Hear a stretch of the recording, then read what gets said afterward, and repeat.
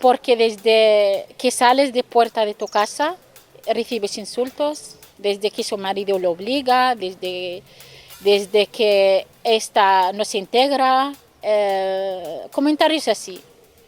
Mujer bomba, me lo han dicho muchísimas veces.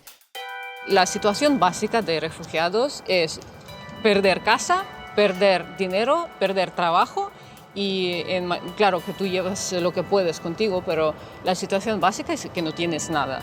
Treure la sexualitat, l'apetito de sexe a la dona, no només l'apetito de sexe, sinó en treure tot el que és el vos, el veu de la dona, ¿no? La dret de la dona. Ser víctima de trata es un estigma también para las mujeres, ¿no? Y para muchas reconocer que lo que les pasó fue que fueron víctimas de trata también es un proceso complicado. Estas mujeres son muy valientes porque de la trata solo se sale si quieres vivir.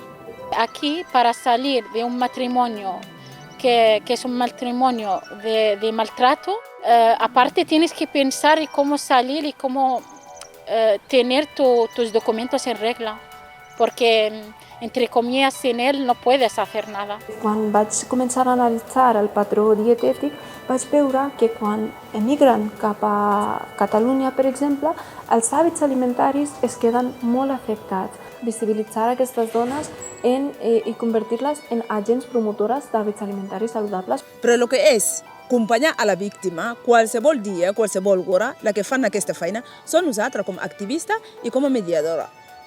La ayuda que no recibí yo en mi momento, puedo darle a otra persona esta tranquilidad de donde puede acudir cuando necesita una ayuda. Tú puedes preguntar por tus amigos o tus personas cercanas si ellos pueden. Porque si tú no puedes, pero tú encuentras a alguien que puede, esta cuenta ja.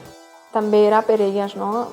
En aquest cas, triar a les dones perquè una vegada, per una part perquè són més afectades i per altra part perquè tenen aquest rol que pot portar molt de canvi.